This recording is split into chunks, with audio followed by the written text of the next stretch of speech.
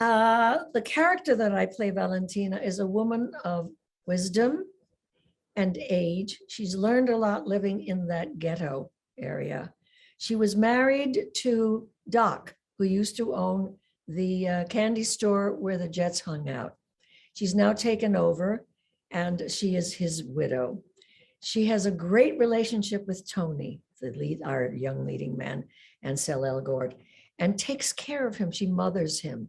And she has apparently invited him to live downstairs in the basement where all the Coke bottles are and all the prescription drugs and stuff like that.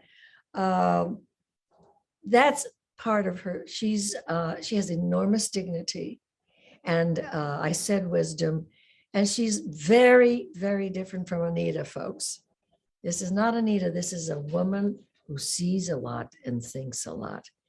And I actually get to sing the most beautiful song in the world in it somewhere, which was a big surprise to me and thrilled me to pieces. I cried when I saw that in the script. My favorite song. Please talk about some of the specific things you contributed as an executive producer on the film. Oh, lots of things, because I contributed a lot because that was my role as executive producer. And I think, I know that Stephen was doing the very smart thing to get someone who is Hispanic, Latina, and who knows that scene, who knows the struggle. That was very important to him. We talked a great deal about that. And in fact, he was so touched by it that he asked me to tell the kids, both gangs, the actors, what it was like being a young, I hadn't done my documentary at that time. So I told them, I talked a lot about that. And I had a say in the tempo of America, which I thought was being conducted too fast. And even though the dancers said, well, we can do it, I said, you can do it this fast, but you're not going to be, you'll be a little bit sloppy because it's too fast. And they said, oh, yeah. So there were things like that, all kinds of stuff constantly. And I danced with them just for the hell of it. It's a miracle I didn't break a knee or something. What was the experience like for you seeing Ariana DeBose portray Anita, the character you won your Oscar for 60 years ago? It was so strange to see Ariana DeBose playing Anita, the role that really got me an Oscar and a Golden Globe. And I had to put her at her ease. She was apparently extremely nervous to meet me, and she hid herself among all the kids.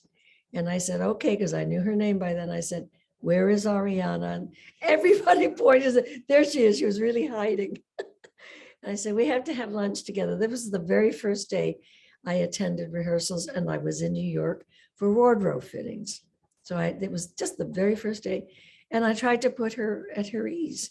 And I really didn't want to tell her how to play that part. What I said was, you have to play your Anita. That's your obligation, nothing else. And then they gave her a little hint of something that I didn't do that I wish I had in acting terms. And I said, this is a little gift for you. You can use it or not. That's up to you. And she did. It was an acting thing. And I don't want to say the scene because it's that everybody will be looking for that. That would be unfair to her. And last question, was there anything about the experience of making this film that surprised you or was different than you expected it to be? What a good question. What surprised me and what did I not expect? Let me put it this way. When I first saw the movie completed in a screening room, something interesting happened to me as I was watching very carefully as someone who hadn't seen the movie. But then they did the mambo at the gym, which is what we call it. And I started to cry. It's the only time I cried in the movie. And I started to cry because my daughter was with me. She says, why are you crying? This is so joyous. I said, because he got it right. Stephen got it right. The angles he was using. He loves to use cranes. And I said, he just knew what was needed for that scene. And that told me everything I needed to know about how the film was going to go.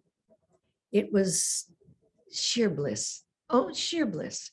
With him in the on the floor with his little viewfinder and a little stub of a cigar that he never smoked. And what do you think of this shot, Rita? And I say, oh, Stephen, that's gorgeous. He was like a child. And as he says, he continues to say, he's never enjoyed anything quite as much in terms of joy and joyfulness as this film. And he didn't want it to be over either, because when I asked him to let me have as a gift the clapper, I said, can I do the clapper for the very, very, very last scene? And he said, yes. And we went 14 takes, and I was doing the clapper, take 2, take 3, take 4, and running out of the scene. And now he tells me yesterday that was on purpose because he didn't want it to be over. And because I was enjoying doing that so much.